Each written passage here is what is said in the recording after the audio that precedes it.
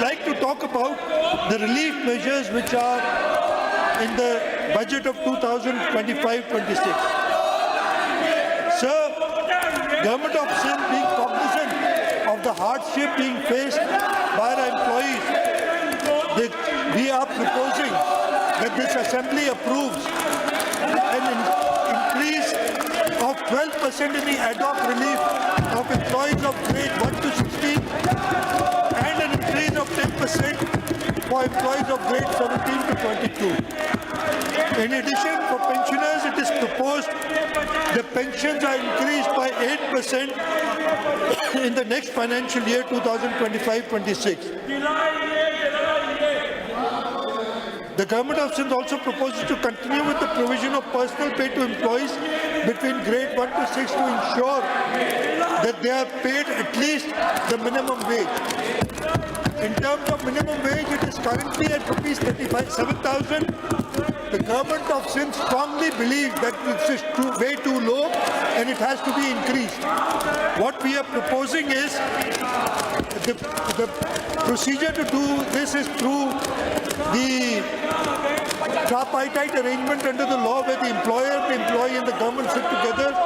We will strive to get the maximum increase in pay in the minimum wage, and inshallah this will be done in the month of July. So in addition, what we are proposing is that the Workers' Welfare Fund increases the grant for workers, the death grant for workers, the grant which goes to the family of a worker who dies, from rupees 700,000 to rupees 1 million, and the marriage grant to be increased from rupees 200,000 to rupees 500,000.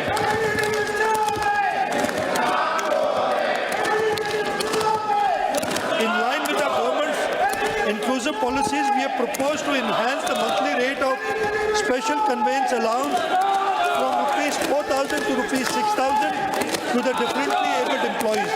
This measure will have an additional financial impact of rupees 14 million. This initiative aims to provide meaningful support to historically underprivileged segment of the society, ensuring greater accessibility and dignity in public service. So the Government of Sindh has fully cleared all outstanding pension dues of civil servants who retired on or before June 30th, 2025 with a financial impact of rupees 35 billion during the current financial year.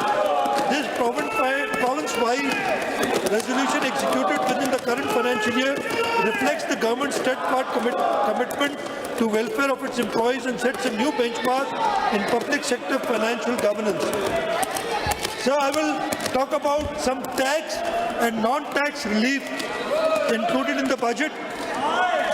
So we are proposing that 5 levies be completely removed from the next financial year.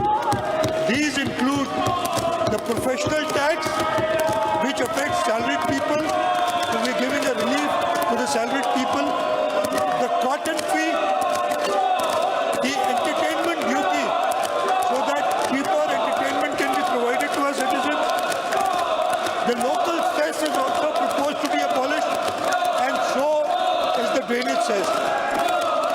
In addition, the yearly tax rate under the Motor Vehicle Ordinance for commercial vehicles is being reduced to mere rupees 1,000, giving much needed relief to transporters and goods carriers. There is also a proposal to end the requirement for third-party insurance for motorcycles, which has been difficult to enforce and causes problems for many motorbike users. Along with these changes, more tax and fee reductions are being proposed to give further relief to the public.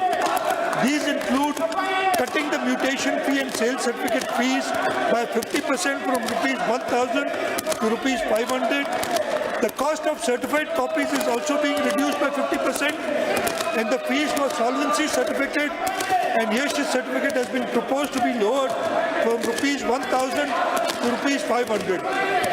In addition, it has been proposed that stamp duty on third-party insurance of motor vehicles to be set at only rupees 50, making it cheaper and easier to follow rules.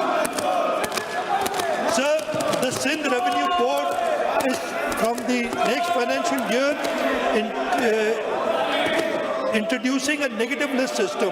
This is as per the National Fiscal Pact with the 4 provinces and the Federation have signed and is in line with the IMF requirements. So from now on, there would not be a positive list of taxable services, but a negative list of services which will not be taxed. Under the existing law, all major services are taxable and a smaller segment of services is not taxable. This situation creates disputes regarding taxability of services, which leads to unnecessary litigation and also problems for taxpayers. Therefore, the decision is being made to conform to negative list regime by taxing all services, but at the same time taking care that essential and social services are kept exempt and that a specific part of new services is subject to reduced tax. Further, to protect small businesses, those with annual turnover below rupees 4 million will remain exempt from payment of sales tax. Among other facilities and reliefs introduced by the Sindh Revenue Board, proposed by the Sindh Revenue Board under the Sindh Sales Tax Service, the rate of service presently subject to 10% is being reduced to 8%. To ensure general public welfare and to promote third-party insurance vehicles, the rate of sales tax on such insurance is being brought down significantly from 15% to 5%. The exemption threshold for restaurants and caterers is being increased from annual turnover of rupees 2.5 million to rupees 5 million. Other procedural simplifications are also being introduced, such as ease to opting for reduced rate services. Also, these steps are meant to create a tax system that is simpler, fairer, and more helpful for the people, while also boosting economic activity and improving access to public service. So we are also proposing relief for lawyers, fraternity, and journalists. A provision of rupees 800 million is being kept as grant in aid for Sindh Judicial Academy to gear up its activities of grooming, imparting training to judicial officers, for lawyer, bar associations and legal aid societies, and for endowment funds for various press club and deserving journalists in Sindh. So for minorities, a provision of rupees 1 billion in grant in aid has been proposed for financial assistance, medical treatment, scholarship, dowry, jahez, marriage, repair and maintenance and construction of worship places, and non-Muslim communities. Rupees 250 million has been kept for completion of work of repair and maintenance of buildings and structure of non-Muslim communities. Further, a grant in aid of rupees 50 million has been kept for welfare of poor and deserving populace of Hindu community. In view of surging inflation and increase in cost of living, Government of Sindh, I have already spoken about the minimum wage, so I won't repeat this. Sir, another thing that I wanted to mention is that currently the salaries of the members of the Provincial Assembly are amongst the lowest, as compared to the other 3 provinces and the National Assembly. We are not increasing the salaries now, but in the month of July, we will rationalize the salaries so that due increase is given to the members of the Provincial Assembly. So in conclusion, I want to state that Pakistan stands at a crossroads today. We have untapped resources, unlimited potential. The key is effective utilization of resources, and utilization is only possible when we all come together for one goal, the progress of Pakistan in a developed Sindh.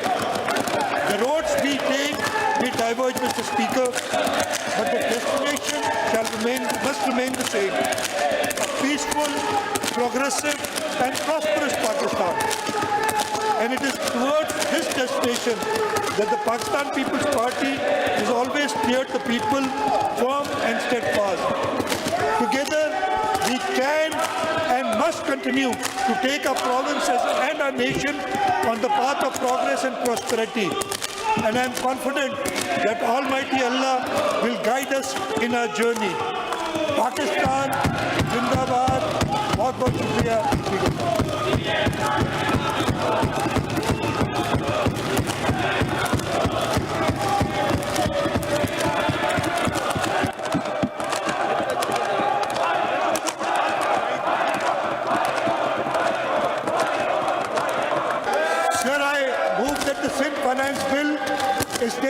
consideration on the 24th of June 2025. The motion is that since Finance Bill 2025 be taken into consideration on Tuesday, the 24th June 2025. Now I put the motion to the House. Those who are for the motion may say ayes. And those who are against it may say no. The ayes have it, and the Singh Finance Bill 2025 will be taken into consideration on Tuesday, the 24th of June 2025.